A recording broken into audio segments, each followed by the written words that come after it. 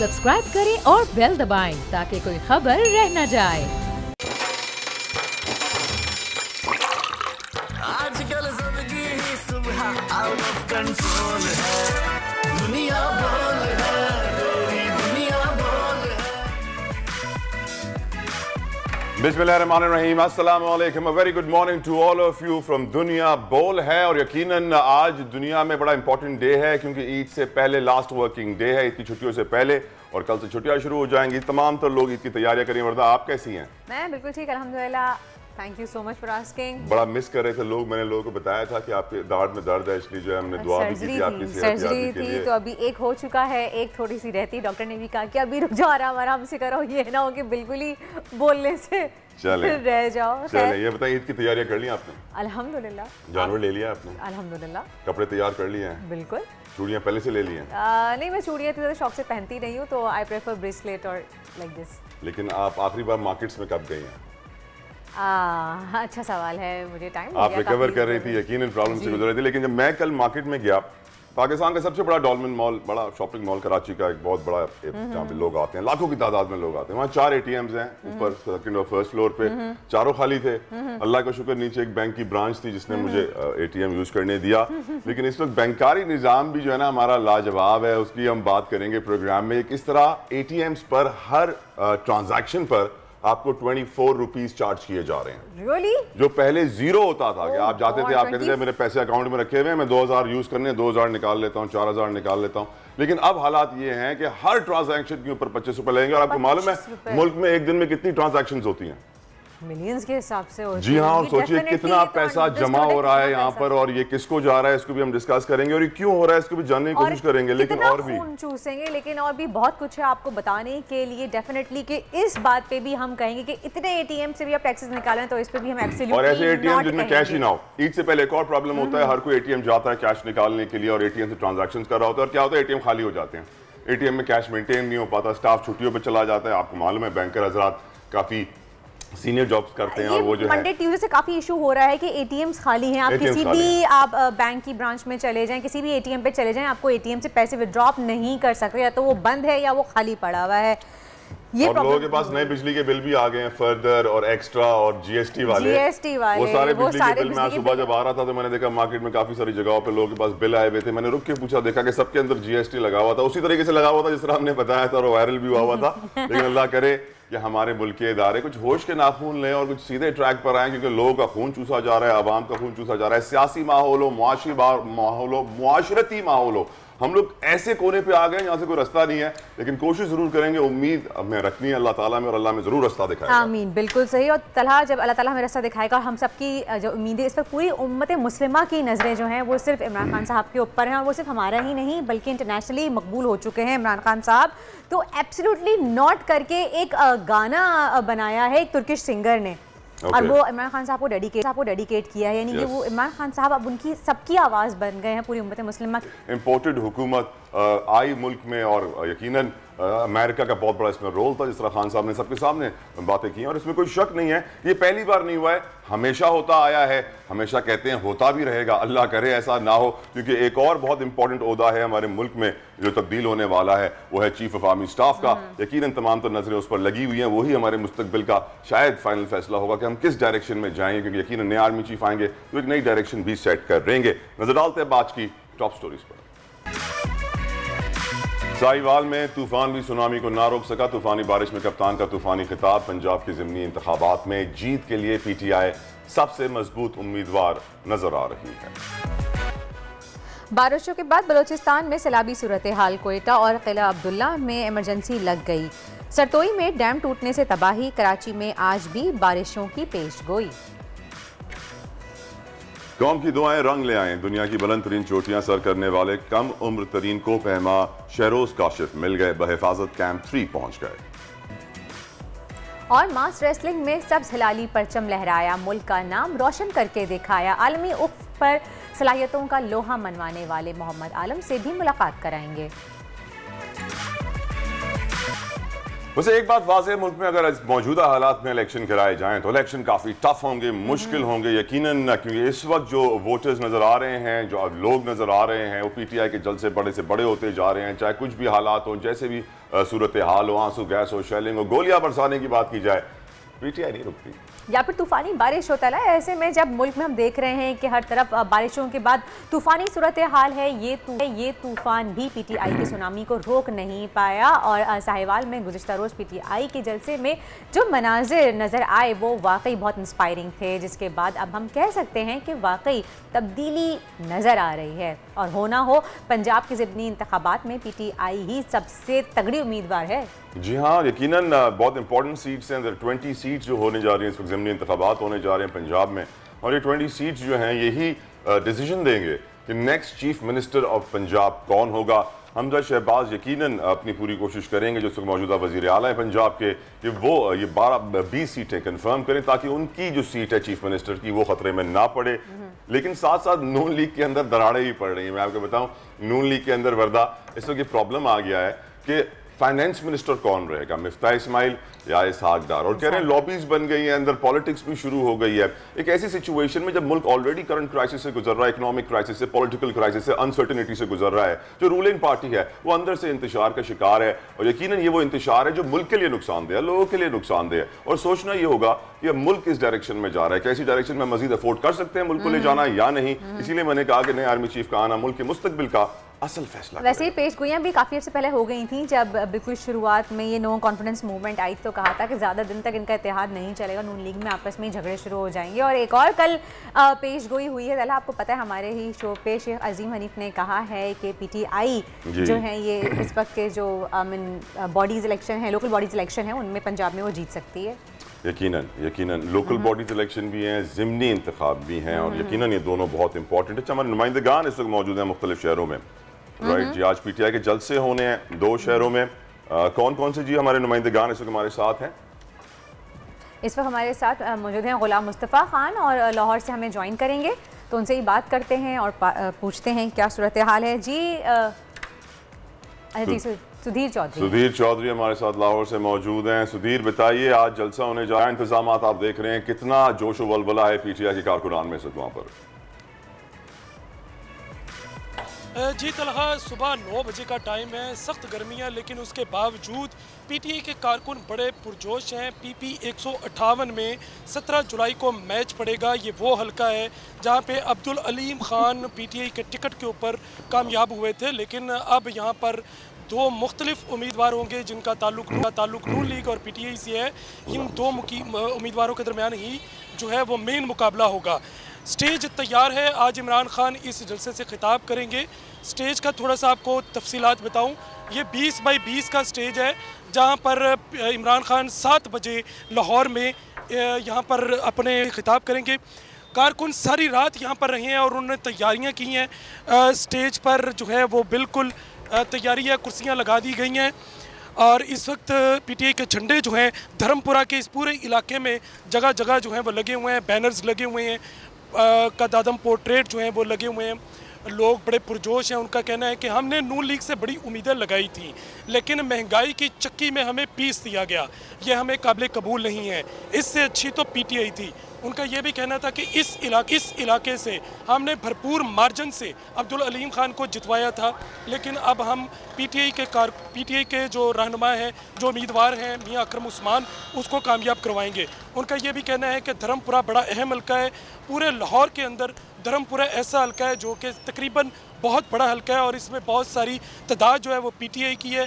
कभी ये नून लीग का गहवारा किला होता था, लेकिन अब ये PTI का किला है और इमरान खान को यहाँ से हम शर्मसार नहीं करेंगे। सुधीर, आपकी बातों से लग रहा है कि जो लोग पहले नून लीग को सपोर्ट करते थे अब वो भी पाकिस्तान तहरीक इंसाफ को सपोर्ट करने के लिए तैयार हैं।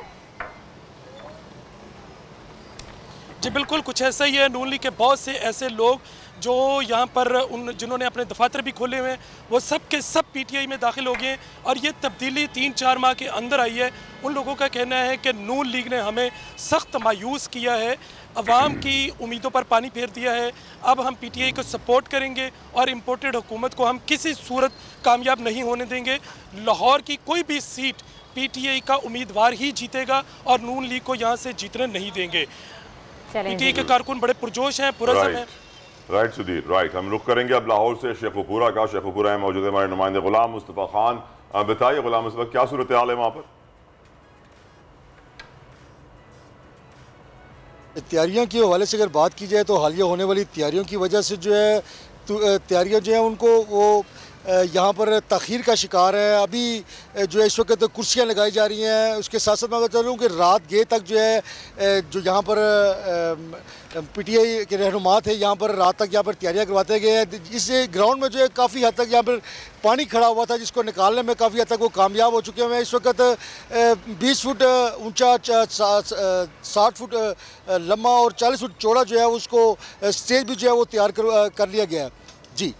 राइट, बड़ा सा स्टेज तैयार कर लिया गया है, तमाम को इंतजाम कर लिए गए हैं। बहुत बहुत शुक्रिया सुधीर चौधरी और गुलाम मुस्तफ़ा हमें पीटीआई के जलसों के हवाले से अपडेट कर रहे थे जो आज होने हैं शेखुपुरा और लाहौर में। यकीनन इस वक्त मुल्क की तारीख में जो जलसे पीटीआई कर रही है कभी पहले देखे नहीं गए हैं, लेकिन मुल्क की तारीख में जो हालात हम इस वक्त देख रहे हैं वो भी पहले कभी नहीं देखे। इट्स वेरी सैड कि हम इस वक्त कहाँ खड़े हैं और उम्मीद करते हैं कि पाकिस्तान को हम सही डायरेक्शन में ले जाएं, हमारे लीडर्स, हमारे पॉलिटिशियंस, हमारे सिस्टम, हमारी रियासत, हमारे इदारे, क्योंकि यकीनन इनकी जिम्मेदारी है और लोग इनकी तरफ देख रहे हैं कि कब पाकिस्तान सही डायरेक्शन में आएगा, कब पेट्रोल वापस 100-150 रुपए का होगा, क्योंकि लोग इस वक्त पेट्रोल की कीमत देखते हैं, कहते हैं ले जाओ मुझे वापस 2015 में। पेट्रोल तो सस्ता था, मुश्किल ही है कि पेट्रोल दोबारा सस्ता हो या अशिया खुर्दनोश पे महंगाई यानी पैसे कुछ कम किए जाएं। कि हमने ये देखा है, शुरू से देखते हुए आ रहे हैं कि जब भी किसी कुछ कीमतों में इजाफा होता है कीमतें वापस कम नहीं होती हैं।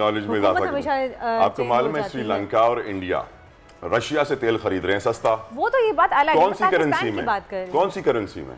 चाइनीज करेंसी में खरीद, चाइनीज करेंसी में, युआन में पेमेंट हो रही है, डॉलर में नहीं हो रही है। हम कब तक जो है सुपर पावर के डिक्टेशन पे चलेंगे? कब तक आईएमएफ का डिक्टेशन चलेगा? कब तक अमेरिका का डिक्टेशन चलेगा? जब तक इंटरनेशनल एस्टैब्लिशमेंट का डिक्टेशन चलेगा? हम खुद अपनी डायरेक्शन क्यों नहीं बनाएंगे? तभी बनाएंगे ना जब अपने मुल्क का फायदा देखेंगे और इन इदारों का फायदा नहीं देखेंगे जो हमें पैसे उधार देते हैं और कहते हैं हम जो कहेंगे वही आप करेंगे। खैर आगे बढ़ते, एक और बड़ा इंपॉर्टेंट इशू है बलूचिस्तान का। वर्दा, बलूचिस्तान में होने वाली मानसून बारिशों ने तबाही मचा दी है। अमवात बताया जा रहा है कि 39 हो चुकी हैं। 39 लोग हैं ऐसे जो अपनी जानों से हाथ धो बैठे हैं। कोयटा और किला अब्दुल्ला में एमरजेंसी भी नाफिज कर दी गई है। जोब में सरतोई के इलाके में जेर तामीर डैम टूटने से सैलाबी सूरत हाल पैदा हो गई। मकामी लोगों ने अपनी मदद आपके तहत पहाड़ों और ऊंची जगहों पर पनाह ली और अपनी जान बचाई। वर्दा, जबकि और भी देखा जा रहा है कि बाकी के और भी वहाँ के डैम्स में दरारें पड़ गई हैं। वर्ष सूरत हाल बहुत ज़्यादा बताई जा रही है कि सामने आ रही है, लेकिन उसके बावजूद भी देखा जाए कि जब भी हमारे यहाँ बारिश होती है वो अब्र रहमत होती है, लेकिन हमारी जो इंतज़ामिया है उसकी वजह से वो जहमत का बाइस बन जाती है। और हमारे मौसमियात हैं उनसे पूछेंगे, जानेंगे कि क्या सूरत हाल है, मजीद आगे कितनी बारिश होगी। वह तलहा क्लाइमेट चेंज का भी इसमें बहुत बड़ा हाथ है, क्योंकि अमूमन देखा जाए तो रेगुलर जो बारिशें होती हैं उससे ज़्यादा बारिशें हो रही हैं इस बार। वर्दा, मैंने थोड़े प्रोग्राम पहले आपको बताया था कि एक यूएन की रिपोर्ट थी जिसमें ट्रिपल सी का जिक्र किया गया था। ट्रिपल सी यानी conflicts, climate change and COVID. इन तीनों ने दुनिया को बहुत तबाह किया है।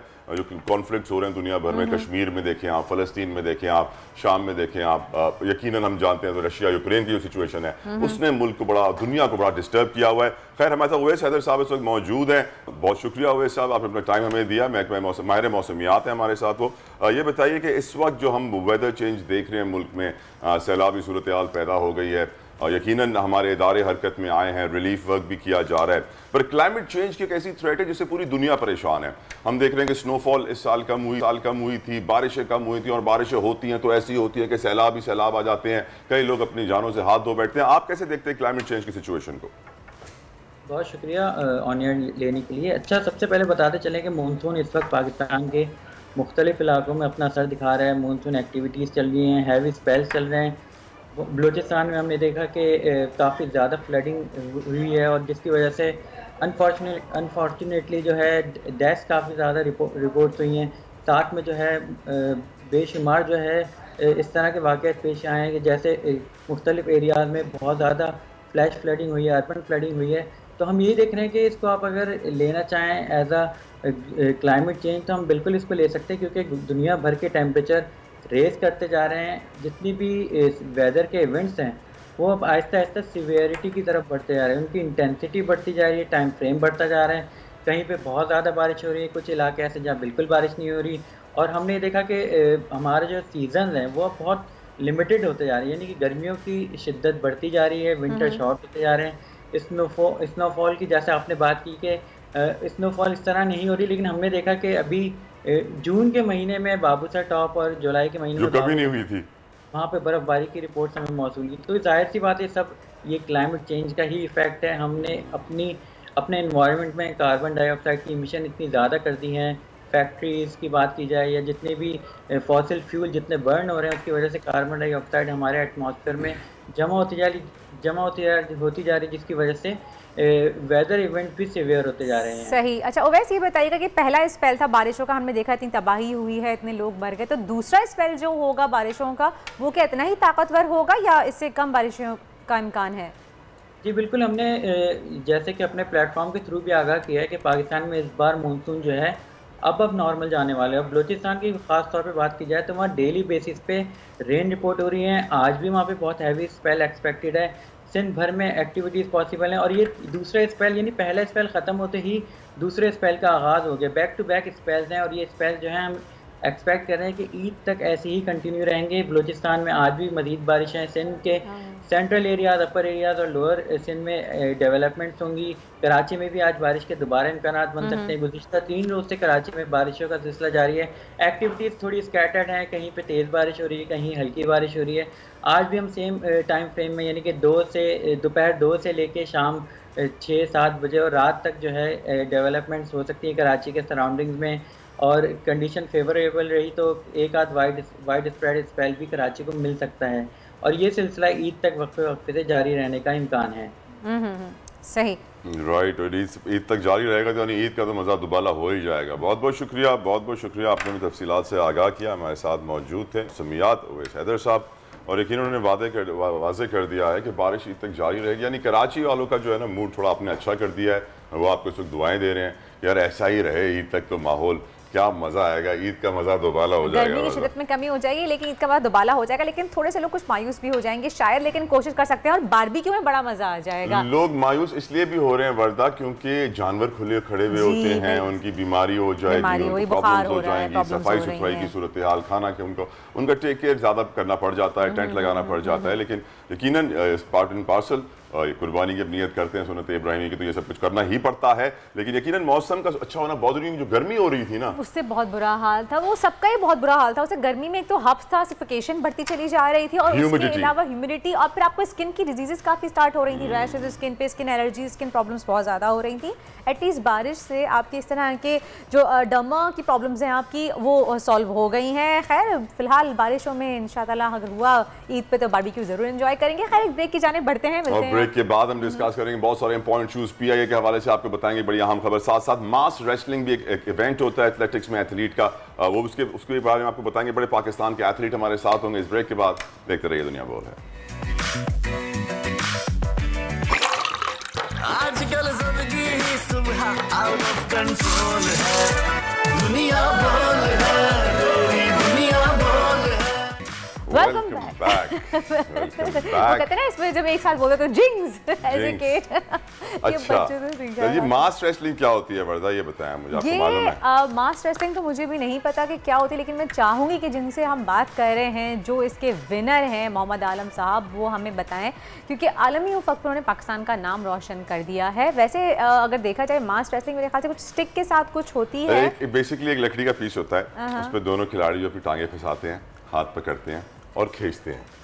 जिसने अगले को खींच लिया वो जीत जाता है, जो मुझे अभी नज़र आया थोड़ा बहुत देखने से। और ये बड़ा एक मुनफरिद खेल है, यूनिक खेल है और यकीनन दुनिया भर में खेला जाता है और इसके बड़े मुकाबले भी होते हैं और पाकिस्तान के खिलाड़ी वो जीत कर भी आए हैं। खेल कितना ही मुनफरिद क्यों ना हो, पाकिस्तानी खिलाड़ी हर खेल में सबसे आगे पहुँच जाते हैं। यकीनन टैलेंट बहुत है हमारे मुल्क में, इसमें तो कोई शक होना ही नहीं चाहिए। लेकिन वही एक शिकवा गिला नज़र आता है कि यार सपोर्ट नहीं है गवर्नमेंट की, कॉर्पोरेट सेक्टर सिर्फ क्रिकेट को देख रहा है, किसी और को नहीं देख रहा है, फंडिंग नहीं की जाती है इन खिलाड़ियों की। ये बहुत जुल्म होता है इनके साथ। यकीनन इनको सपोर्ट करना चाहिए, सोसाइटी को करना मेहनत चाहिए। आप करते हैं और इतनी मेहनत करने के बाद सब जलाली परचम दुनिया भर में जो है लहरा देते हैं, तो ये बहुत फ़ख्र की बात है। लेकिन वही ये मास रेसलिंग की जो बात की जाए तो जैसे शायद हम लोग हैं, मुझे भी इसके बारे में इतना नहीं पता था, मैंने नाम भी शायद पहली बार सुना। और रेसलिंग अगर हम नाम सुनते हैं तो हमारे जहन में रेसलिंग ही आती है, एक लड़ाई मार धाड़ वाली चीज़। तो ये अभी तक हमारे इतनी प्रमोट नहीं होती है, इस तरह के स्पोर्ट्स को प्रमोट किया ही नहीं जाता है, ना गवर्नमेंट लेवल पे ना और ज़्यादा कोई इस चीज़ को देखता है अपने, मतलब आप ही चल रही है फिलहाल। यकीनन, और यकीनन मैं ये तारीफ करूंगा कि 45 कंट्रीज में से आप ब्रॉन्ज मेडल लेकर आए Mohammad Alam. Excellent job done. हमारे जो इस वक्त ज्वाइन कर रहे हैं मोहम्मद आलम, बहुत बहुत शुक्रिया, आपने हमें ज्वाइन किया है। ये बताइए आपको मास रेसलिंग का शौक कैसे पड़ा, आपने कैसे शुरुआत की, कौन थे जिन्होंने आपको सपोर्ट किया और इस मकाम तक पहुंचाया मोहम्मद?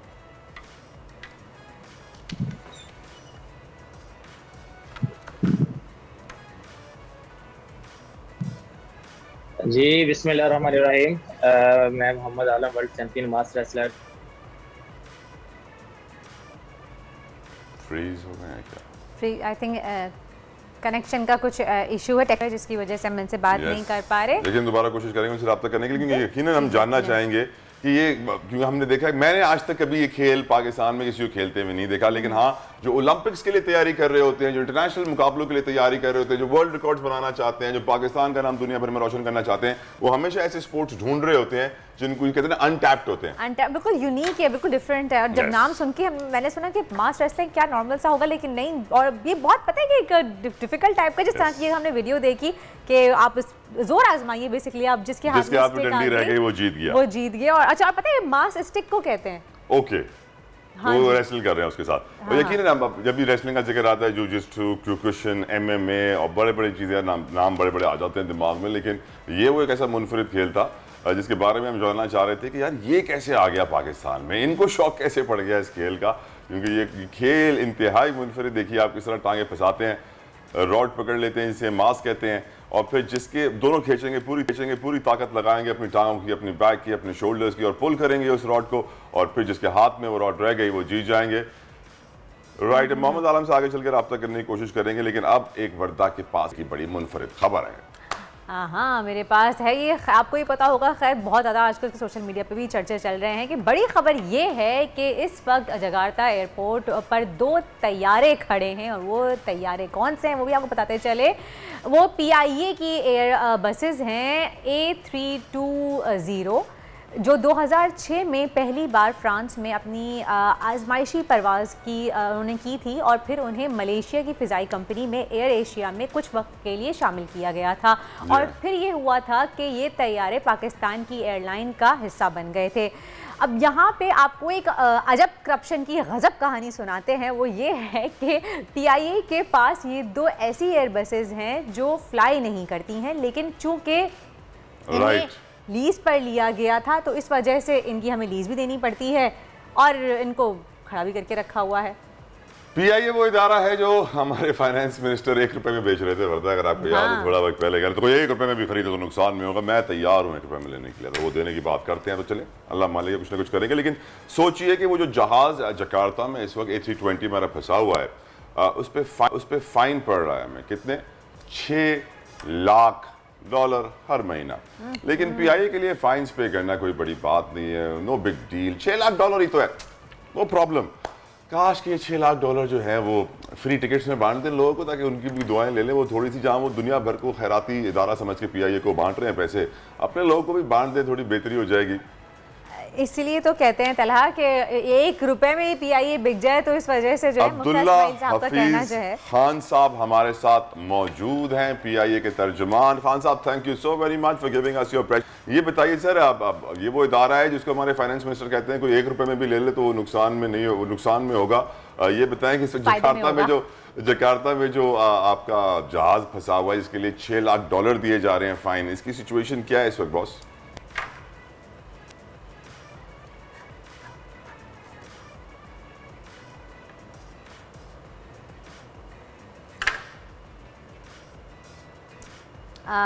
खान साहब माइक म्यूट हुआ है, म्यूट हटा दें please. I think mike please check कीजिएगा अपना। राइट, आ गई, आवाज आ गई। Thank you so much for having me on the show. My pleasure, sir. It's a pleasure to be on Bold Network. देखें, एक चीज़ की तस्वीर मैं आपको शायद शुरू में करना चाहूँगा, और वो ये है कि देखें इसके ऊपर जिस तरह वो शुरू किया गया, जब करप्शन की गजब कहानी, ऐसा इस तरह की कोई चीज़ नहीं है। मैं बहुत जल्दी, बहुत इख्तिसार के साथ आपको पूरा प्रोसेस एक्सप्लेन करने की कोशिश करता हूँ, उसके बाद ओपिनियन आप है जो कि आप समझें वो आप बेहतर समझें। पीआईए के 2 जहाज थे, जिस तरह आपने बोला कि 2006 की विंटेज का ये जहाज था। एयर एशिया इसका पिछला ओनर था। पीआईए ने 2015 के अंदर ये जहाज 6 साल की लीज की पर हासिल किया था। इस जहाज ने हमारी काफ़ी खिदमत की और 6 साल इसने पूरा अपना टेन्योर कंप्लीट किया। नॉर्मली इस तरह के जहाज जब इस तरह के हो जाते हैं तो पीआईए इनको बाय बैक कर लेती है। हमेशा से एक तरीका यही है कि पीआईए 6 साल की लीज के ऊपर जहाज लेती है और जहाज जो है वो फिर हमारी इन्वेंट्री का हिस्सा बन जाते हैं। केस इन पॉइंट की ये देखें, हमारे पास ये 11 A320s आए थे। 11 के अंदर से 6 हमने जो है वो एक्वायर कर लिए। इन्हीं के साथ आए थे और वो 6 हमारे फ्लीट का हिस्सा बन गए।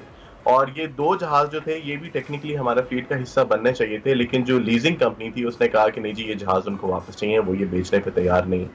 अच्छा, जब भी आप कोई जहाज लीज पे लेते हैं तो उनका रीडिलीवरी का एक प्रोसेस होता है। जो लीजिंग कंपनी होती है वो आपको कहती है कि जहाज आप मुझे उस कंडीशन में वापस करेंगे जिस कंडीशन में आपको दिया गया था, और उस कंडीशन में लाने के लिए उनकी मर्जी की एक एमआरओ जिसको कहते हैं मेंटेनेंस ऑर्गेनाइजेशन या इंजीनियरिंग ऑर्गेनाइजेशन, उनके तहत आप कराएं।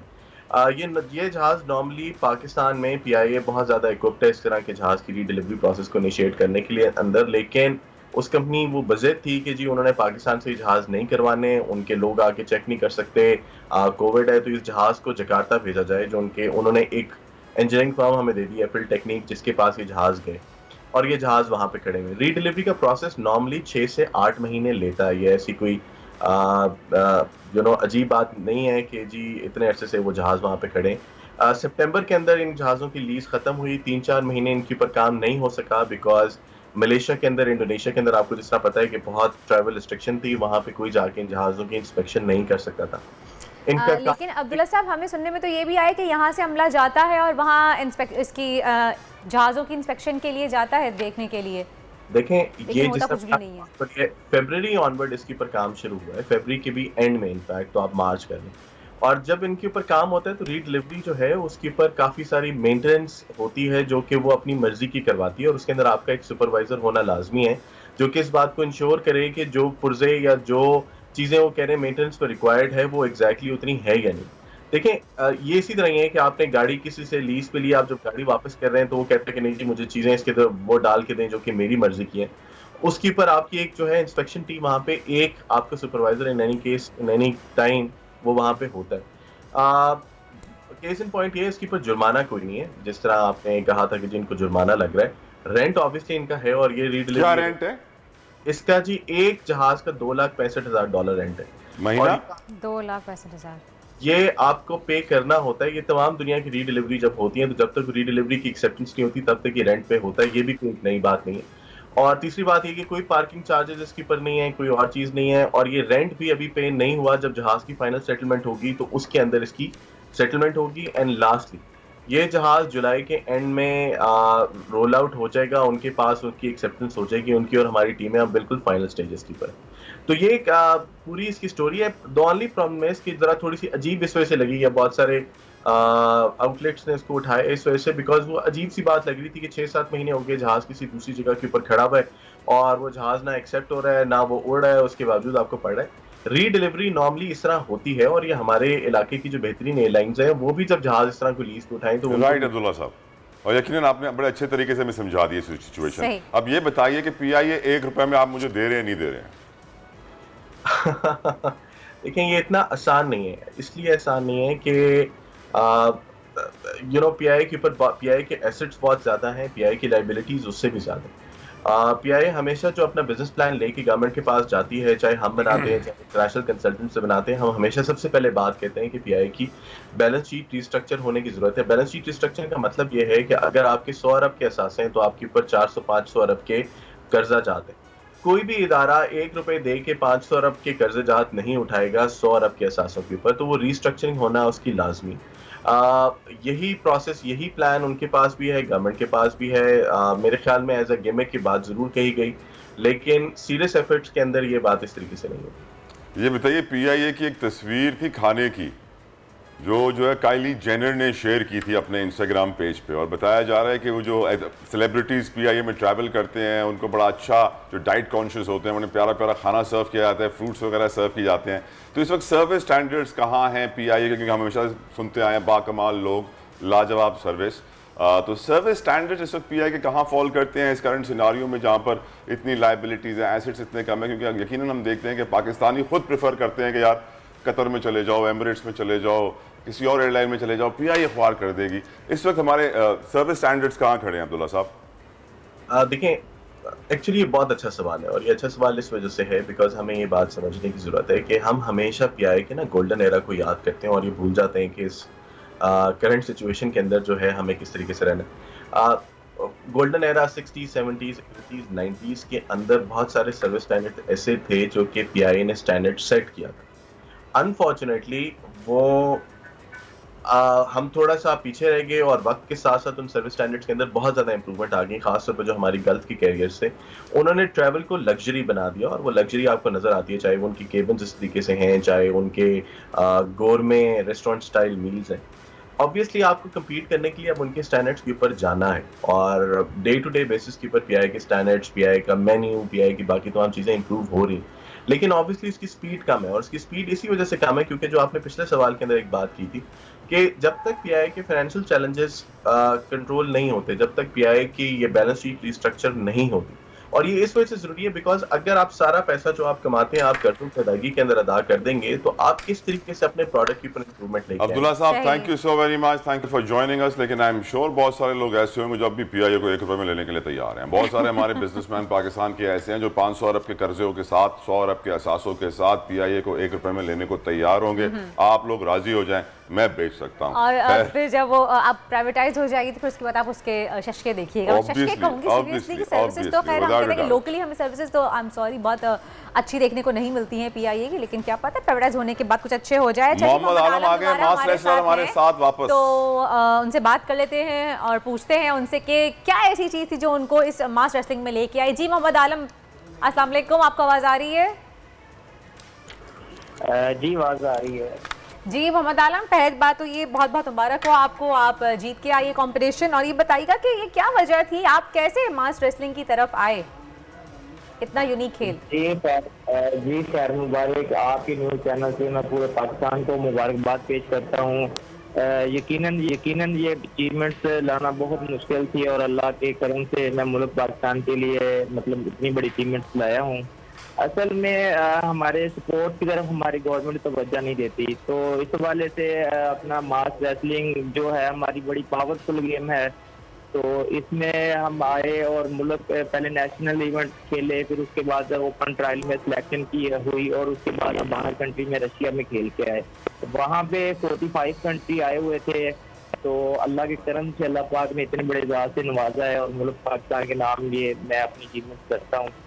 जी सही, यकीनन यकीनन। अच्छा ये बताइए कि आपकी ट्रेनिंग कितनी मुश्किल है, डाइट का कितना ख्याल रखना पड़ता है और कितना सख्त मुकाबला था जिसको आपने फेस किया वहाँ पे?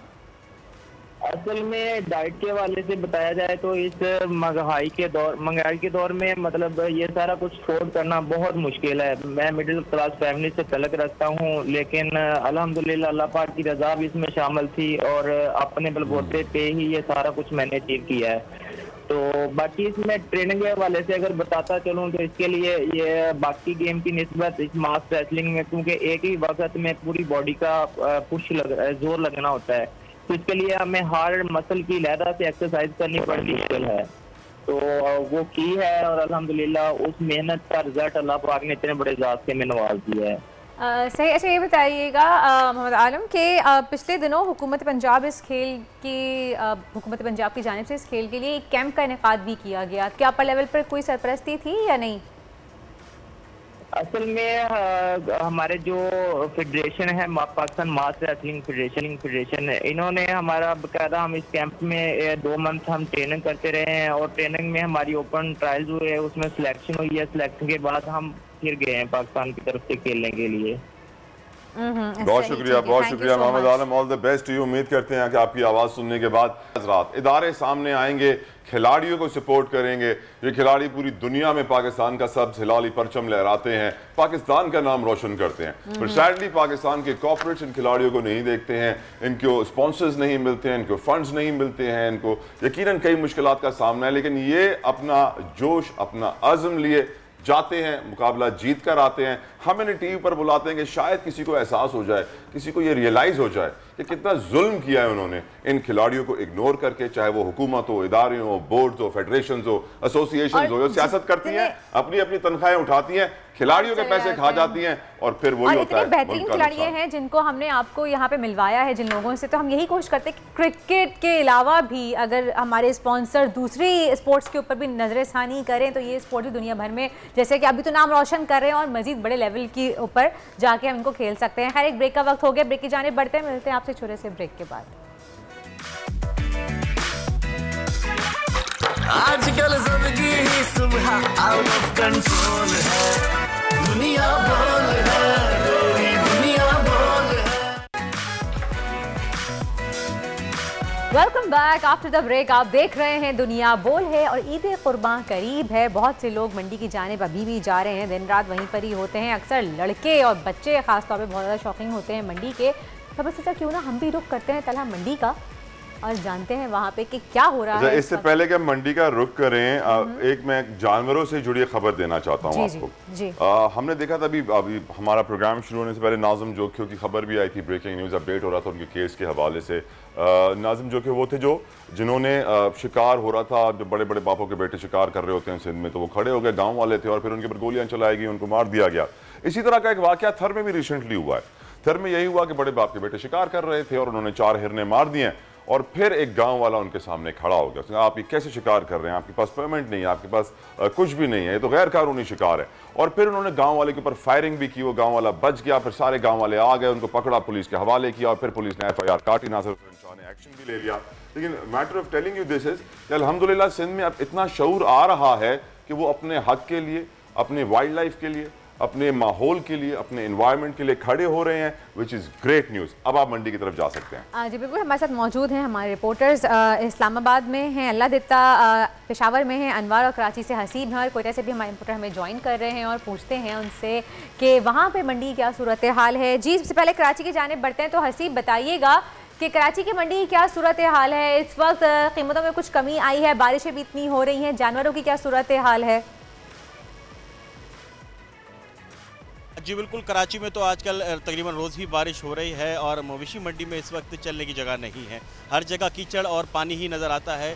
काफ़ी दुश्वारी का सामना भी करना पड़ रहा है, जो शहरी आ रहे हैं ख़रीदारी के लिए खासी दुश्वारी का सामना उनको करना पड़ रहा है। लेकिन इस पूरी सूरत हाल में व्यापारी जो हैं वो कीमतें कम करने के लिए तैयार नहीं है। ताहाल कीमतें आसमान से बातें कर रही हैं। गो के बारिशों के बाद जब कीचड़ होता है तो व्यापारी भी परेशान होते हैं, जानवर भी परेशान होते हैं। लेकिन इसके बावजूद भी रुझान ये देखा जा रहा है कि जो शहरी यहाँ पर आ रहे हैं उसे मुँह मांगी कीमतें जो है वो वसूल की जा रही हैं। गो के इस वक्त सूरत हाल ये है कि मंडी के अंदर चलने की जगह नहीं है, तो ख़रीदार खासे कम दिखाई दे रहे हैं। लेकिन जो ख़रीदार हैं वो भी ये शिकवा करते दिखाई देते हैं कि अब 3 रोज़ रह गए ईद में, लेकिन इसके बावजूद भी व्यापारी ये ठान कर आए हैं कि इस सीज़न में जो है वो ज़्यादा से ज़्यादा कमा कर जो है वापस जाएंगे। और इसी वजह से हम ये देख रहे हैं कि सौदे होते तो हैं, लेकिन जिस बड़े पैमाने पर जानवर मवेशी मंडी में मौजूद हैं गुज़िश्ता बरस की निस्बत ये खासे के ज़्यादा दिखाई देते हैं। ईद में जब चंद रोज़ बाकी रह जाते हैं तो हम ये देखते हैं कि मवेशी मंडी में जानवरों की खासी तादाद जो है वो फ़रोख्त हो चुकी होती है। लेकिन इस वक्त सूरत हाल ये है कि इस वक्त भी जो है मवेशी मंडी के अंदर मजीद जानवर लाए जा रहे हैं। हसीब आपको मेरा एक काम करना है।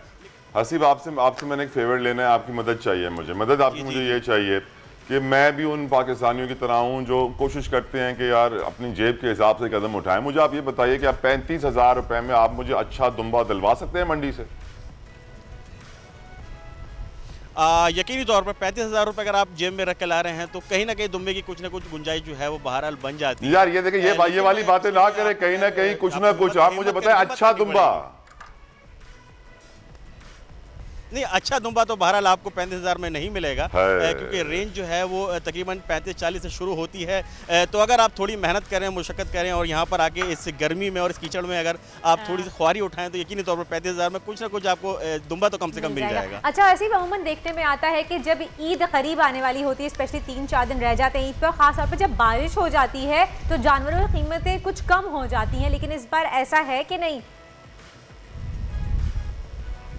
शहरी इसी उम्मीद पर आए थे कि बारिशों के बाद शायद जो है वो कीमतें कम हो जाएं और महकमा मौसमियात की पेशगोई भी ये है कि अब ईद तक मुस्तकिल ही जो है रोज़ाना बारिशें होनी है, लेकिन शायद इस दफ़ा व्यापारी ये ठान कर आए हैं कि इस दफ़ा जो है वो उन्होंने कीमतें कम नहीं करनी है। यहाँ पर बारिश के बाद कीचड़ भी है, जानवरों के बैठने की जगह नहीं है, खड़ी करने की जगह नहीं है। और आसिफ, खास तौर पर जिस मंडी पे आप खड़े हैं, एशिया की सबसे बड़ी जानवरों की मंडी समझी जाती है और यहाँ पर सबसे ज्यादा पैसे वसूल किए जाते हैं व्यापारियों से और यहाँ पर सबसे ज्यादा महंगा खाना, चारा, भूसा मिलता है, जिसकी वजह से यहाँ के व्यापारी बड़े परेशान होते हैं। पेशावर का रुख करते हैं। पेशावर में हमारे साथ मौजूद हैं अनवर ज़ेब साहिब। अनवर ज़ेब साहिब, पेशावर में तो दुम्बे ज्यादा अच्छे हैं क्योंकि वहां के लोग, आप जानते हैं कि पश्तून भाई हमारे दुम्बा बड़ा शौक से खाते हैं, तो वहां पर क्या मुझे को 35-40 में अच्छा दुम्बा मिल सकता है अनवर ज़ेब साहब? जी बिल्कुल, पेशावर की मंडियों में ज़्यादातर जो दुम्बे आते हैं वो ज़ाहिर है अफ़गानिस्तान के रास्ते यहाँ खैबर में और फिर खैबर से पेशावर मुंतकिल किए जाते हैं, लेकिन 35,000 में, जिस तरह कराची से आपने सुना, इस मुश्किल है कि 35,000 में आपको यहाँ पर दुम्बा मिले। इसकी वजह यह है कि ये चूँकि अफ़गानिस्तान से आते हैं, बॉर्डर पे टैक्स वगैरह ये लोग दे देते हैं, फिर बेशतर जानवर जो हैं वो ज़िला खैबर के लोग, सिर्फ पेशावरी नहीं, खैबर के लोग जो हैं वो बिल्कुल, यानी आपके जानवर इम्पोर्टेड निकले? दुम्बा ही पसंद करते हैं। आपके जानवर भी इम्पोर्टेड? बिल्कुल, जानवर यहाँ के ज़्यादातर हाँ इम्पोर्टेड निकले, और जो बड़े जानवर हैं, जो बैल वगैरह हैं, वो पेशावर को, जो ज़्यादातर पेशावर लेके आते हैं वो पंजाब के मुख्तलिफ इलाकों से लेके आते हैं, तो उसकी कीमतें भी इस दफ़ा जो है काफ़ी ज़्यादा है। पिछली दफ़ा ईद के कुर्बानियों की अगर देखा जाए तो इस मरतबा एक जानवर की कीमत में 10,000 से लेकर 30,000 तक इजाफा हुआ है। गुज़श्ता साल यहाँ पर जो दुम्बा था वो 35,000 का मतलब कहीं पर मिल जाता था, लेकिन इस साल इंतहाई मुश्किल है। अल्लाह अकबर, कोयटा में मिलेगा दुम्बा? हाँ, कोयटा की जानिब रुख करते हैं और हमारे नुमाइंदे वहाँ मौजूद हैं आज़म उल्फत, उनसे पूछते हैं क्या वहाँ दुम्बा मिल जाएगा 35,000 का? आज़म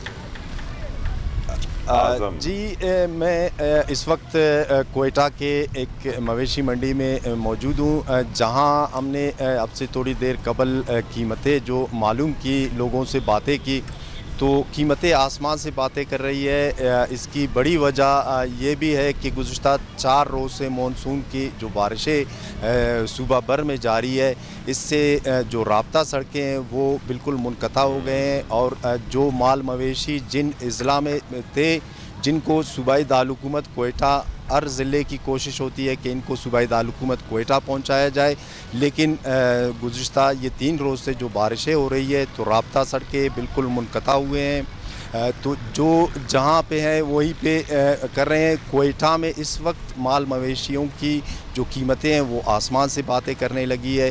गुज़श्ता साल जो कीमत 25,000 30,000 में जो भेड़ या बकरा मिलता था, वो इस वक्त 50,000 55,000 60,000 तक जा पहुंची है।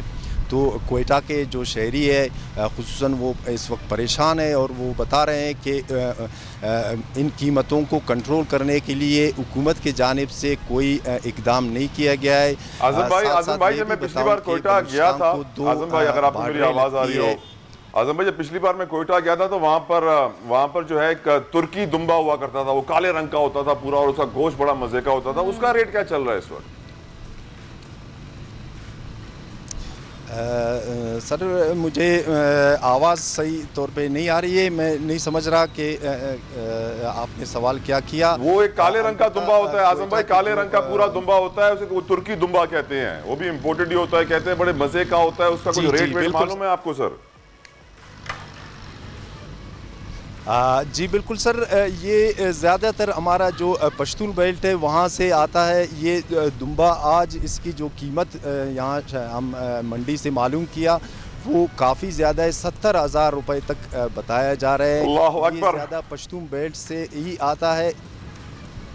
और किला अब्दुल्ला में ये तोबा काकड़ी, ये 2 इलाकों में ये काला दुम्बा ज़्यादा पाला जाता है और इस मौसम में ख़ासकर कुर्बानी के टाइम पे इनको सूबाई दारुल-हुकूमत कोयटा पहुंचाने की कोशिश की जाती है। दूसरी बात ये कि बलूचिस्तान को लगने वाले 2 बॉर्डर्स ईरान और अफ़गानिस्तान वो गुज़श्ता दिनों से बंद है, इसलिए भी कोयटा में जो माल मंडी क्यों बंद है? जो कीमतें हैं वो ज़्यादा है। इसलिए महंगा है सर कि सरहद को गुज़िश्ता 4-5 रोज़ से बंद कर दिया गया है। पहले एक काफ़ी तादाद में मवेशी जो है ना अफ़गानिस्तान से लाए जाते थे, बंद की गई है, आप बता सकते हैं मुझे? लेकिन सर ये जी बिल्कुल, पहले तो ये कि वफाकी हुकूमत की जानिब से बाड़ लगाया गया, उसके बाद जो एक 0 पॉइंट गेट बनाया गया उसमें रहदारी के बगैर नहीं छोड़ा जा रहा है। और वहाँ के जो डिप्टी कमिश्नर है चमन के, राइट, बहुत बहुत शुक्रिया आजम भाई। आजम भाई आपका बहुत बहुत शुक्रिया, आप हमें कोयटा से रिपोर्ट कर रहे थे। इस्लामाबाद का रुख कर लेते हैं। दारुल हुकूमत में मेरे बड़े अच्छे दोस्त हैं अल्लाह देता साहब, बड़े सीनियर रिपोर्टर, सीनियर कैमरामैन, बड़े काबिल आदमी हैं। अल्लाह देता साहब, मेरी सारी उम्मीदें अब आप पर आ गई हैं। आपके मैं चाहूँगा कि मेरा बोझ अब आप थोड़ा सा उठाएं। अब बताइए कि 35-40 में कोई अच्छा दुम्बा आप दिला सकते हैं मुझे इस्लामाबाद से, बड़ी मेहरबानी होगी, आपका एहसान मंद दूंगा।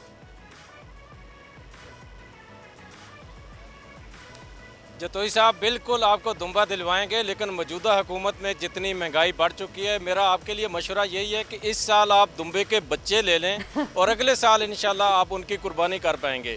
जहाँ तक इस्लामाबाद की मवेशी मंडियों की अगर बात करें तो इस दफ़ा दुम्बे वाकई बहुत कम आए हैं। जिस तरह हमारे दोस्त कोयटा वाले बता रहे थे कि अफ़गानिस्तान से दुम्बे नहीं आ सके, तमाम मकामी बकरे, राजनपुर के, चोलिस्तान के बकरे भी आए हुए हैं। और अगर बैलों की बात करें तो बड़े खूबसूरत बैल भी आए हुए हैं, आप ये देख सकते हैं मेरे पास। ये इसे फ़तेह जंग का कजला बैल कहते हैं, वेड़ा, लेकिन कीमत इसकी भी इस दफ़ा महंगाई की वजह से 8 लाख पर पहुंची हुई है। और कुछ व्यापारियों का शिकवा भी है, जिस तरह पहले आपने कहा कि लोग अब अपने हक के लिए बोलना शुरू हो गए हैं कि जिन्होंने मंडी में दाखिले के लिए 2500 रुपया दिया, लेकिन सहूलतें ना काफ़ी, कीचड़ बना हुआ है। 8-8 लाख तो मंडी में आए हुए हैं, लेकिन इनके खड़े होने के लिए सहूलत नहीं। जो ख़रीदार आते हैं उनके लिए मंडी में आने के लिए मुश्किलात हैं कीचड़ की वजह से। बताइएगा कितने जानवर लाए हो अब तक, कितने सेल हुए, कोई गाहक आए हैं आपके पास? गाहक तो सर उधर चिकड़ के लिए नहीं आते, तो बैल जो हैं तकरीबन 30-25 बैल हैं, बड़े बैल जो हैं वो 8 हैं। ये बड़े बैल जो कजले हैं ये कितने का एक है? ये 8 लाख रुपए का है सर। अच्छा बताइएगा जी, आप बैल खरीदने के लिए आए हैं, कोई खरीद पाए हैं अभी तक या सिर्फ विंडो शॉपिंग चल रही है? अभी तक तो विंडो शॉपिंग चल रही है। रात को भी आए थे बच्चों को लेके, लेकिन इतनी इधर गंदगी थी कि आगे उधर रोड पे ही आए और आगे गंदगी की वजह से बच्चे पीछे चले गए हैं। अब मैं अकेला आया हूँ, मैंने कहा चलो जाके विज़िट करते हैं, पोजीशन क्या है पहले। ये आप मेन पे खड़े हैं, ये मेन पे की ये पोजीशन है, आप पीछे चले जाएँ तो बंदा उधर नहीं जा सकता, इतनी गंदगी और कीचड़ है। और माशाअल्लाह ये जानवर बड़े खूबसूरत हैं, लेकिन इनका जो महंगाई, और वो भी बड़ी अच्छी महंगाई भी है और रेट भी इनके बड़े खूबसूरत हैं। वो जब भी उनसे बात करते हैं तो वो कहते हैं जी इतना इसका पेट्रोल डीजल फलां, इतना इनके अखराजात आने में जाने में, इधर मंडी के 2500-4000 रुपये उन्होंने ले लिया, इधर ये तंबू कनातों के ये खर्चे, वो बेचारे खुद परेशान हैं। बिल्कुल सूरत हाल जतोई साहब आपने सुनी, खूबसूरत जानवर आए हुए हैं, बकरे भी हैं, बैल भी हैं, लेकिन इस दफ़ा जितनी महंगाई बढ़ चुकी है वो हमें मंडियों में ख़रीदार इतने दिलचस्पी लेते हुए नज़र नहीं आ रहा है। चूँकि जो जिस तरह आप दुम्बे की बात कर रहे थे 35-40 हज़ार में, तो वाकई पिछले साल 35-40 हज़ार में दुम्बा या अच्छा बकरा मिल जाता था, लेकिन इस साल का अल्लाह देता साहब सबसे बड़ा अलमिया क्या है? इस साल का सबसे बड़ा अलमिया ये है कि जो लाख रुपए की खरीदारी करता था उसका बजट हो गया 50,000 रुपये, और जो लाख रुपए का जानवर होता था उसका बजट हो गया 2 लाख रुपए। ऐसे खरीदार की कुव्वत खरीद कम हुई, जानवर का भाव बढ़ा, जिसकी वजह से इस वक्त खरीदो फरोख्त में बड़ी मुश्किलात है। कराची से अब्दुल हसीब, इस्लामाबाद से अल्लाह देता, कोयटा से आजम उल्फत, पेशावर से अनवर ज़ेब, आप नुमाइंदगान का बहुत बहुत शुक्रिया। पूरे पाकिस्तान की मंडियों से हमें अपडेट कर रहे थे और बता रहे थे कि जानवर खरीदना बड़ा मुश्किल हो गया है। हर जगह एक तो गंदगी है, बारिशों की वजह से पानी खड़ा है, कीचड़ खड़ा है, लोगों का आना जाना बहुत मुश्किल हो रहा है, इंतजामात का फुकदान है, पैसे बड़े लिए जाते हैं मंडी में गाड़ी को अंदर छोड़ने के लिए, जानवर को खड़े करने के लिए, लेकिन जब सर्विसेज मांगी जाती हैं, बेसिक सर्विसेज सफाई सुथराई की, तो वो होती नहीं है। इसकी वजह से खरीदार कोशिश ये करता है कि यार बड़ी मंडी में ना जाओ, घर के करीब भी छोटी मोटी मंडी लग रही है, यहाँ से खरीद के घर ले जाओ। लेकिन छोटी मोटी मंडी में लोग जाने इसी से प्रेफर नहीं करता था कि आपके पास वैरायटी वहाँ पे नहीं होती है। फिर पैसों का मसला कि आपको अपने मुंह मांगे पैसे देने पड़ते हैं जो भी व्यापारी आपसे मांगे, लेकिन बड़ी मंडी में आपको ऑप्शंस काफी मिल जाते हैं, क्योंकि प्राइसेस कम होती हैं बड़ी मंडी से, क्योंकि उनका वो ट्रांसपोर्ट, वो मंडी के रेट्स, वो ट्रक का दाखला, वो सर्टिफिकेट, वो खड़े करने के चार्जेस नहीं होते हैं, वो रोड पे खड़े होते हैं, 2 जानवर पकड़ के हाँ भाई इतने में ले जाओ, और बार्गेनिंग भी अच्छी होती है। अच्छा, बार्गेनिंग भी अच्छी होती है। आप दुम्बा करेंगे तो आपको मैं दुम्बे का शौकीन हूँ और दुम्बा करना चाहता हूँ और दुम्बा ही खरीदूंगा, लेकिन उम्मीद करता हूँ कि अल्लाह ताला मेरी मदद करे। बताऊँ तला मेरे फ्रेंड है, वो दुम्बा लेने के लिए कल परसों रात को ही गए, तो आपको पता है स्टार्टिंग कहाँ से थी अच्छे ठीक दुम्बे की? 60-70 नहीं, 80,000 से, 80-85 हज़ार से एक नॉर्मल एवरेज दुम्बा आपको मिला था। और फिर जब आप किसी अच्छे पे हाथ रखें तो वो 1-1.5 लाख से कम का दुम्बा था ही नहीं। तो ये तो दुम्बे के हालात हैं। तलहा कोई डिजाइनर आपने बुलाई आज हमारे शो पे, वो वेट कर रही हैं आपसे? बस हम लोग अभी हमने कहा कि पहले खाने पीने की कुछ बात हो जाए तो कि हम किसकी बोटियां खाएंगे बकरा ईद पे, फिर तैयारी की तरफ जाते हैं। वैसे इस दफ़ा इस ईद पर, ईद कुर्बान पर ख़वातीन की तैयारी होती तो है, लेकिन इतनी ख़ास नहीं होती जितनी मीठी ईद पे होती, क्योंकि ज़्यादातर वक्त हमारा किचन में गुजरता है। हम किसी के घर जाएँ तो भी किचन में ही जाते हैं, बारबेक्यू के लिए खड़े हो जाते हैं। बहरहाल हमारे साथ मौजूद हैं बहुत ही फेमस डिज़ाइनर किरण हमारे साथ मौजूद हैं, और जानेंगे और पूछेंगे कि भाई इस दफ़ा ट्रेंड क्या है ईद पे, बकरा ईद पे, स्पेशली लेडीज़ में, क्योंकि गर्मी बहुत ज़्यादा है। खैर तो बारिशें भी हो गई हैं। तो जी किरण अफजाल, अस्सलाम वालेकुम एंड वेलकम टू दुनिया बोल है। अस्सलाम वालेकुम, कैसे किरण, इस ईद पे जानवर बड़े महंगे हैं, तो मेरे ख्याल से लोग कपड़े कम खरीदेंगे, आपको क्या लग रहा है? ना एग्जैक्टली अच्छा, ऐसा मुझे तो नहीं लग रहा मार्केट्स देख के। मार्केट्स थोड़ी स्लो जा रही हैं, पहले की तरह इतना काम नहीं है जो छोटी ईद पे काम था, लेकिन जाहिर सी बात है महंगाई भी आपको पता है रूज पे चल रही है इस टाइम, तो जाहिर सी बात है जो लोग हैं बेचारे वो जानवर खरीदेंगे या कपड़े बनाएंगे, लोगों के लिए ये भी एक सवाल है। अच्छा किरण, मुझे ये बताएं कि ख़वातीन खास तौर पे इस ईद पे इतना ज़्यादा फोकस नहीं रखती जितना उनके मीठी ईद पे होता है कि जी भरे भरे कपड़े, क्योंकि किचन में ही खड़े होना है आफ्टर ऑल। तो बीइंग अ डिज़ाइनर आप मुझे बताएं किस तरह की डिमांड आ रही है आपके पास फीमेल्स में? एक्चुअली ये डिमांड्स तो इस तरह की आ रही हैं क्योंकि जाहिर सी बात है ईद के फ़ौरन बाद बहुत ज़ोर से शादियों का सिलसिला शुरू हो रहा है, ज़्यादातर वेडिंग्स का, और उसमें फिर ये है कि अभी जो ईद के हवाले से अगर हम फैशन की बात करें तो उसमें ये कि फ्रॉक्स चल रही हैं, ज़्यादातर नेट्स चल रही है, लॉन्ग शर्ट्स चल रही हैं, शॉर्ट शर्ट्स बिल्कुल भी नहीं चल रही हैं, और मे बी के कुछ लॉन्ग के जो सूट हैं जो उनके साथ ऑर्गेन्जा दुपट्टा, नेट दुपट्टा, इस तरह की कुछ थीम्स चल रही हैं। और जाहिर सी बात है फिर वो वेडिंग है तो वेडिंग के हिसाब से उसी तरह फिर वो आजकल आप पूरी मैक्सीज पे काम और इसी तरह नेट पे काम, ये चीज़ें इन हुई भी हैं। लेकिन वही वाली बात है कि जो तलहा की मैं बात करूँगी तो ये कह रहे थे कि ईद पे जोर कम होगा कपड़ों का, तो एग्जैक्टली कुछ इसी तरह ही है कि कम है जोर, क्योंकि जाहिर सी बात है ये होती जाहिर सी बात है खाने पीने वाली ईद होती है। तो इसमें ख़वातीन थोड़ी कम शॉपिंग करती हैं क्योंकि ज़्यादा जोर इस पर पूरी इस पे ही होता है, खाने पीने पे, किचन में गुजरनी है ना ईद, तो यही होता है कि जी वो पहले वाले चमक धमक इतनी ज्यादा ना हो, सादे कपड़े हों, ज्यादा हल्के। एक सवाल मैं पूछना चाहता हूँ। बिल्कुल बिल्कुल। ये बताइए किरण के जितनी भी ख़वातीन डिजाइनर्स होती हैं वो मर्दों के लिए कपड़े क्यों नहीं बनाती? सिर्फ औरतों के लिए क्यों बनाती हैं? मर्दों के लिए मर्द डिजाइनर क्यों आते पड़ते हैं? फीमेल डिजाइनर मेल क्लोथिंग क्यों नहीं डिजाइन करती? मेल भी करती हैं, बहुत सी ऐसी डिजाइनर हैं मेल भी काम कर रही हैं। 2-3 तो बताएं। मैं एक्चुअली है, मैं बताती, लेकिन ये कि हाँ आप बताएं वर्दा। आप बताएं वर्दा, बताएं। मैंने नाम दिया, मैं इंतजार कर रहा हूँ वर्दा, बताएं। अरे तस्नीम है, सदफ है, ये लोग डिजाइन कर रही हैं भाई। मैंने नाम बताया आपको, ये डिजाइन कर रही है। हाँ नहीं सीरियस, तस्नीम सदफ हैं, अभी हमारे शो पे भी आई थी, वो भी डिजाइन करती है मेल कुर्ते और शलवार कमीज। चले थैंक यू तस्नीम।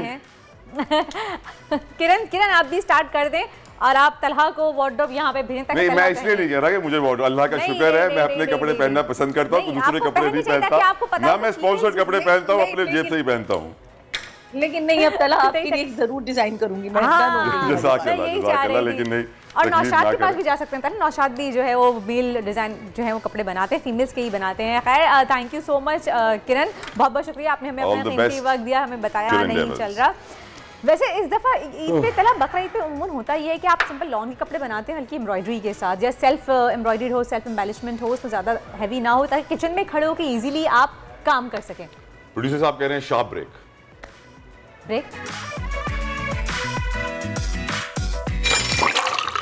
आजकल सबकी ही सुबह आउट ऑफ कंट्रोल है, दुनिया बोल है, दुनिया बोल है।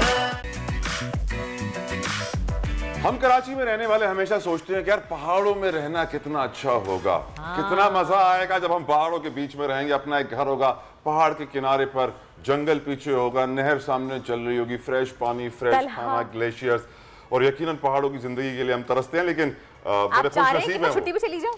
मैं शिफ्ट होना चाहता हूँ पहाड़ों में। आप चाह रहे हैं मैं छुट्टियों पे चली जाऊं, क्योंकि आई लव नॉर्दर्न एरियाज, और मुझे पहाड़ी इलाका बहुत पसंद है। आप मेरी बात कॉपी कर रही हैं आजकल वैसे। मैं क्यों कॉपी करूंगी भाई, आप मेरी पिक्चर्स देख लें, आप मेरा इंस्टाग्राम फॉलो कर रहे हैं तो आपको पता होगा। लेकिन पहाड़ों में रहने वाले मेरी नज़र में बड़े खुशनसीब होते हैं, बड़ा पुरअमन माहौल होता है, क्योंकि हम मेट्रोपोलिस में रहते हैं, बड़ा बिजी हसलिंग बसलिंग सिटी है कराची, जिसकी वजह से पोल्यूशन भी उतनी ज़्यादा होती है। तो हम मिस करते हैं जब इस्लामाबाद जाते हैं तो मरगला की पहाड़ी को देख के कहते हैं कि क्या खूबसूरत पहाड़ियाँ शहर के बीच में। ऐसे हमारे पास भी होती, मजा आता है। हमारे यहाँ है कटी पहाड़ी, एक ब्राउन कलर की पहाड़ी है, उसको बीच में से काट दिया गया है, अब हम उसे कहते हैं कटी पहाड़ी। बस उसी को देख के हम खुश हो जाते हैं, और मगरिब की अजान के बाद जब रमजान होते हैं वही कटी पहाड़ी हमें समोसों का मंजर दे रही होती है।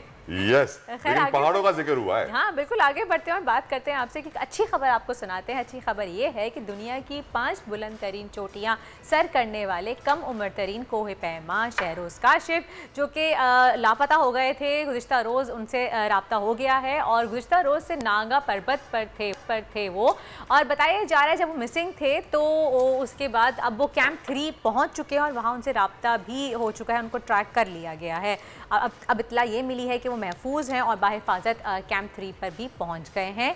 मौसम ख़राब होने के बायस उन्होंने और उनके साथी को कोहे पैमा रास्ते में ही वो रुक गए थे, वो रास्ते में बेसिकली रुके थे, उन्होंने ब्रेक ली थी और इस दौरान ये खबर निकल आई कि वो गुम हो गए, क्योंकि वो एक्सपेक्ट कर रहे थे कि उनको नजर आएंगे, वो एक्सपेक्ट कर रहे थे कि वो आ जाएंगे अपने नेक्स्ट बेस पर, लेकिन वो नहीं पहुंचे थे। लेकिन अल्हम्दुलिल्लाह उन्होंने सही डिसीजन लिया। अगर रास्ता अगर ऐसा तूफान आ जाए, ऐसी हवाएं चलना शुरू हो जाए, बर्फबारी बहुत तेज हो जाए, तो आपको एक सेफ जगह पे थोड़ी देर रुकना चाहिए और फिर अपनी प्लानिंग करनी चाहिए कि हम आगे कैसे बढ़ेंगे यकीनन।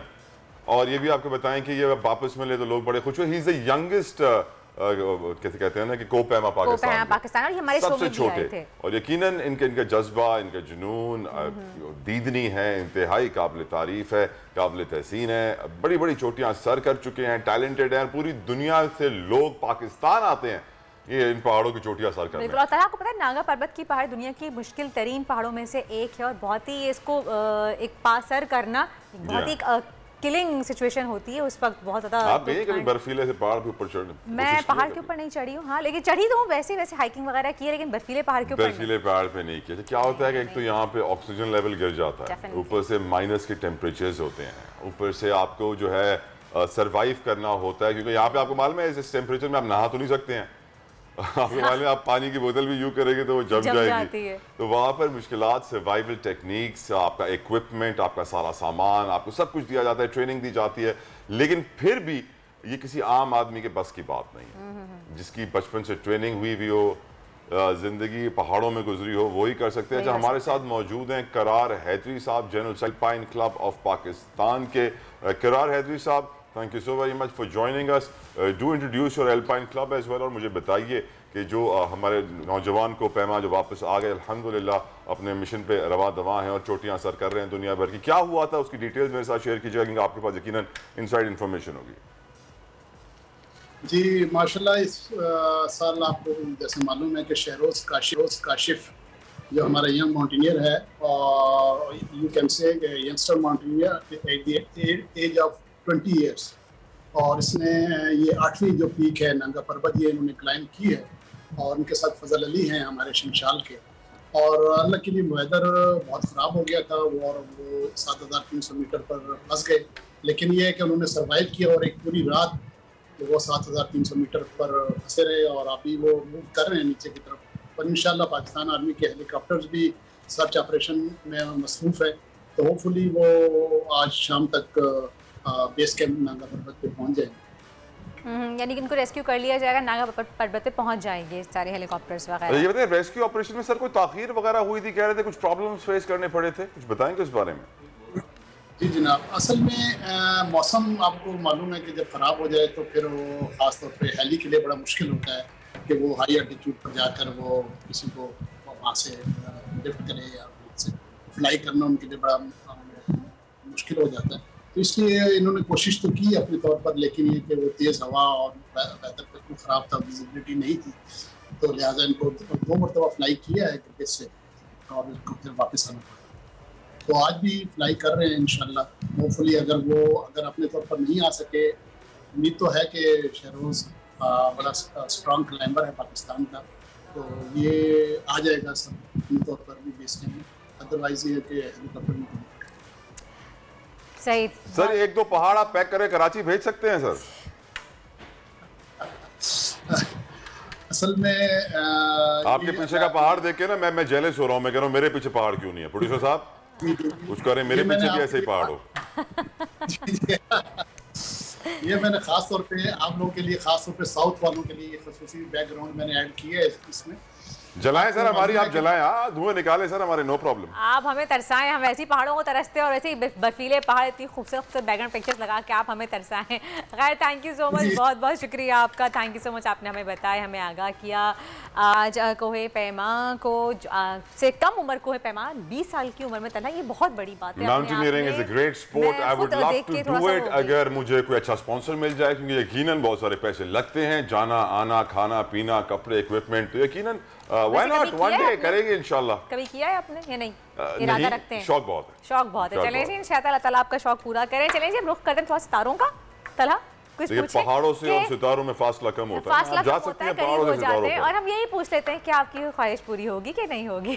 तो हमारे साथ मौजूद है very famous tarot card reader Unsa Shah हमारे साथ हैं, उनसे बात करते हैं। अस्सलाम वालेकुम उनसा।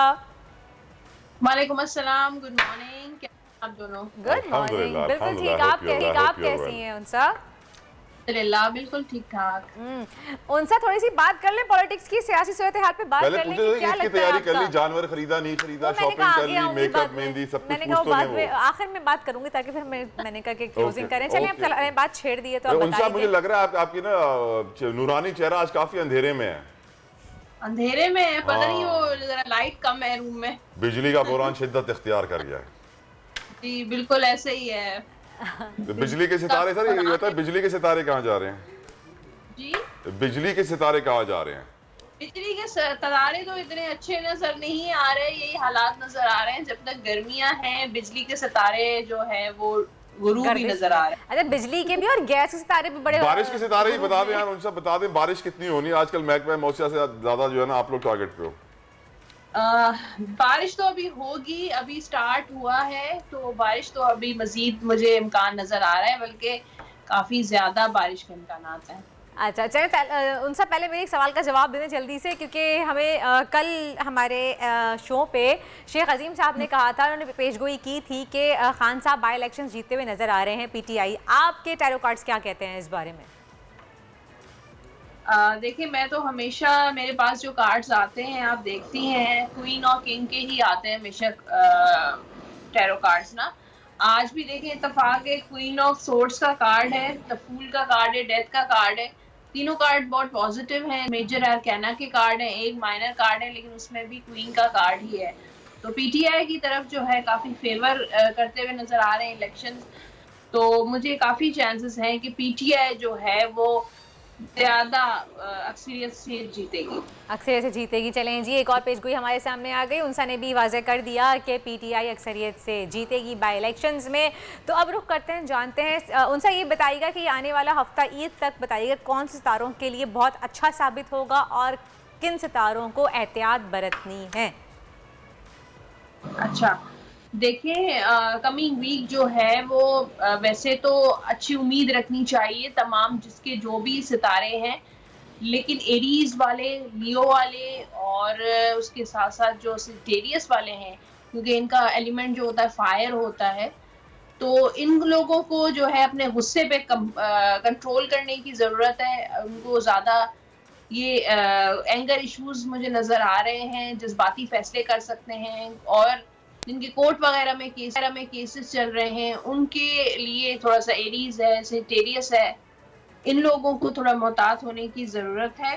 और रिलेशनशिप भी उनका अपने गलत फैसलों की वजह से या अपने जो है वो एंगर, गुस्से की वजह से मामलात इनके बिगड़ सकते हैं। अब टॉरस की तरफ आते हैं, टॉरस है या फिर वर्गो है, इन लोगों को थोड़ा सा अपनी सेहत का ख्याल रखना चाहिए, क्योंकि काम की ज़्यादती की वजह से स्ट्रेस लेवल बढ़ सकता है। तो इनको अपने जो है वो सेहत का बहुत ज़्यादा ख्याल रखना चाहिए, ओवर स्ट्रेस नहीं होना चाहिए, इतना ज़्यादा काम ना हो कि उनकी सेहत जो है वो मुतासर हो जाए। अब कैंसर की तरफ आते हैं, कैंसर वाले जो हैं, कैंसर हो गया, पाइसेस हो गया, स्कॉर्पियो हो गया, इन लोगों को जो है उनके माइंड में बहुत सारे कंफ्यूजन्स आ सकते हैं, क्लैरिटी नहीं होगी, चाहे कैरियर है, रिलेशन है, प्रपोजल्स हैं, शादी से रिलेटेड इश्यूज हैं, इनको बहुत ज़्यादा माइंड में कंफ्यूजन्स आ सकते हैं। ऐसे लोग मिल सकते हैं जो उनको धोखा दे सकते हैं, डबल फेस्ड हो सकते हैं, डिप्लोमेटिक हो सकते हैं। तो इनको अपने कारोबार में बहुत ज़्यादा एहतियात रखनी चाहिए। कैरियर में ऐसे इन लोगों को हो सकता है कि कोई बिजनेस में नुकसान हो सकता है। अगर कोई प्रॉपर्टी खरीदना चाहते हैं या कोई जो है वो इन्वेस्टमेंट करना चाह रहे हैं, तो फिलहाल अगर एहतियात करें, रुक जाएं। ये हफ्ता जो है उनके लिए प्रॉपर्टी से रिलेटेड या बिजनेस डील से रिलेटेड अच्छा नहीं है। तो ये हफ्ता जो है वो रुक जाए तो बेहतर है, फाइनेंशियल मामलात वो ना करें। अब उसके साथ जो है वो कैप्रिकॉर्न और विर्गो, कैप्रिकॉर्न है, वर्गो मैंने हाँ बताया है आपको। कैप्रिकॉर्न है, नहीं बताया। अच्छा, कैप्रिकॉर्न है, इन लोगों के लिए जो है वो अच्छा कोई रिश्ता आ सकता है, उनकी लाइफ में कोई नया पर्सन आ सकता है, कोई प्रपोज कर सकता है। लेकिन उनको इस चीज़ में भी एहतियात करने की ज़रूरत है कि कोई धोखा ना खाएं, कोई ऐसा इंसान ना आए उनकी ज़िंदगी में कि उनको जो है वो डिच करे या धोखा दे। और उसके अलावा कोई ऐसी न्यूज़ आ सकती है उनकी लाइफ में, कोई खुशखबरी आ सकती है जॉब से रिलेटेड। अगर कहीं कैप्रिकॉर्न वालों ने अप्लाई किया है तो उनके लिए कोई मैसेज, कोई मेल, इंटरव्यू कॉल आ सकता है। सही। अच्छा, तो उनसे एक कार्ड निकालिएगा, बताइएगा कि तलहा को 35,000 में एक दुम्बा चाहिए, क्या उनको दुम्बा मिल जाएगा 35,000 में? 35,000 में दुम्बा?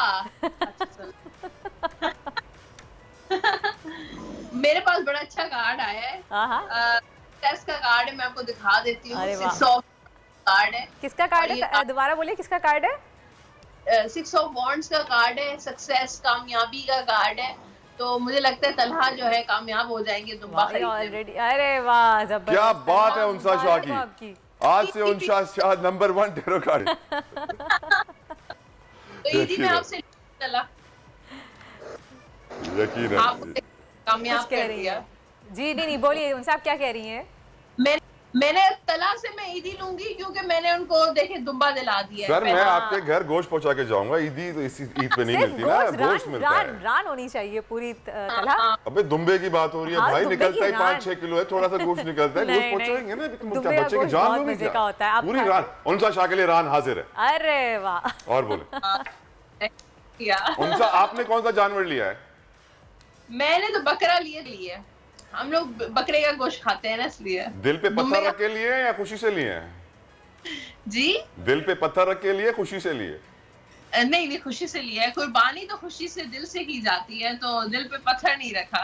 पत्थर नहीं रखा। चलें, thank you so very much Unsa for joining us, giving us your precious time. आप यकीनन टैरो कार्ड रीडिंग बहुत सारे लोग सुनना चाहते हैं, जानना चाहते हैं, और आपने ये बता दिया कि 35,000 में मुझे दुम्बा मिल रहा है ना, मैं खुश हो गया। जिंदगी आसान हो गई है, बस ये मिशन जल्दी पूरा हो जाए, क्योंकि अगले कई दिन तक ईद से पहले यकीनन हज का भी बड़ा इंपॉर्टेंट डे आएगा, और फिर उसके बाद पाकिस्तान में ईद होगी। तो उस वक्त तक पाकिस्तानी सारे मंडियों में घूम रहे हैं, कोशिश कर रहे हैं सस्ते में सस्ती कोई चीज़ मिल जाए, क्योंकि इस वक्त रेट सबको परेशान कर रहे हैं। क्योंकि मुल्क की मैशत में हम ये देख रहे हैं कि एक तरफ अवाम का ऐसा खून चूसा जा रहा है, उनकी कुव्वत ख़रीद इस रफ्तार से कम की जा रही है। जैसे मैंने प्रोग्राम के आगाज़ में बताया था कि every ATM transaction is charging you right now 24 rupees. चाहे आप 1,000 रुपये निकालें, 500 रुपये निकालें ATM से, और एक दिन में इस 24 रुपीज़ से अरबों रुपए जमा हो रहा है। एक ही दिन में आप सोचे तला बस और आपको पता टैक्सेस, सैलरी से भी टैक्स लग गए हैं बहुत ज्यादा, बढ़ा दिए गए हैं। Rich gets richer, poor gets poor, capitalist society वाला माहौल है हमारे मुल्क में। जो रईस हैं वो पैसा बनाए जा रहे हैं, और जो गरीब है, जो लोअर क्लास है, वो तो खुदकुशी कर रही है। मिडिल क्लास लोअर क्लास में चली गई है। 2 क्लासें बची हैं, एलीट क्लास, लोअर क्लास। और तलहा एलीट क्लास ही है जो इतने महंगे महंगे जाके जानवर खरीद रही हैं, कुर्बानी के 8 लाख 30 लाख, जिनके लिए कोई फ़र्क नहीं है। लेकिन हमें सबका ही ख्याल रखना चाहिए, और हम उम्मीद करते हैं कि अल्लाह ताला हम सबके लिए आसानियाँ पैदा करे और हमारे मुल्क को सही डायरेक्शन में लेके जाए। हमें कोई सच्चा एक अच्छा लीडर मिल जाए जिसकी वजह से ये मईशत की जो सूरत हाल है वो बेहतर हो जाए। खैर, अब तलहा हमारे पास कुछ एक ट्वीट है जो मैं दिखाना चाहूँगी हमारे व्यूवर्स को भी, अगर दिखाएंगे प्लीज़। आप देखें, चीन समंदर से बिजली बना रहा है, और यहाँ हमारी एक बच्ची ने भागकर शादी की है और पुलिस का 40 लाख लग चुका है उसमें। मीडिया अलग पागल हो रहा है, लेकिन 4 माह से ये फैसला नहीं हो रहा कि बच्ची 15 साल की है कि 17 साल की है। और ये तो उस बच्ची के बाप के पास वसाइल थे कि अदालत में गया, उसने अपनी आवाज उठाई, सबसे मदद मांगी और तब जाके उसको इंसाफ मिला। अगर गरीब आदमी की बच्ची होती तो वो तो कब का भूल चुका होता, वो बच्ची कहां से कहां पहुंच गई होती, उसको मालूम भी नहीं पड़ता। हमारे मुल्क में जब तक इंसाफ का निजाम सही नहीं होगा, जब तहरीक इंसाफ की बात होती थी लोग समझते थे यार इंसाफ मिलेगा, इंसाफ मिलेगा। सैडली आज तक मुल्क में इंसाफ नहीं मिला है। जुडिशल रिफॉर्म्स की हमें शदीद जरूरत है। गुज़िश्ता रोज एक शख्स बैठ के मुझे बता रहे थे कि एक हाई कोर्ट का जज जब रिटायर होता है तो 6 लाख रुपए तनख्वाह उठाता है, 500 लीटर पेट्रोल उठाता है। मेरा सवाल है कि एक मुल्क में जहां पे इतनी परेशानी, मुश्किलात, लोगों के लिए महंगाई, बुराई है, तो फिर क्यों ना ये जो प्रेशर्स हैं, ये जो मुश्किलात हैं, ये आला हुकाम तक भी पहुंचाएं, बड़े बड़े ओहदों के लोगों तक, क्योंकि इंसाफ नहीं मिल रहा है। इंसाफ जब मिलेगा फैसले मिल रहे हैं, इंसाफ नहीं मिल रहा। जब अपनी मर्जी होती, रात के 12 बजे भी अदालतें खुल जाती हैं, फैसला सुना दिया जाता है, लेकिन जहां पे जरूरत है, सैकड़ों ऐसे केसेस हैं जिनके फैसले की जरूरत है, उन पे आपकी अदालतें पता नहीं सो रही होती हैं, छुट्टियों में चली जाती है, कहाँ होती हैं। अल्लाह ताला हमारे मुल्क में जुडिशल रिफॉर्म्स लेकर आए, लैंड रिफॉर्म्स लेकर आए, एग्रीकल्चर रिफॉर्म्स लेकर आए, बहुत जरूरी है, क्योंकि अगर ये नहीं हुए तो फिर वही होगा कि हर मरदमशुमारी में कराची की आबादी कम होती रहेगी। इंसाफ नहीं है, इसलिए हमारा मुल्क पीछे है तला, अनफॉर्चुनेटली। खैर, इसी के साथ ही शो खत्म हो चुका है। फिर मुलाकात होगी आपसे कल। देखते रहिए दुनिया भर, अपना बहुत ख्याल रखिएगा। अल्लाह हाफिज।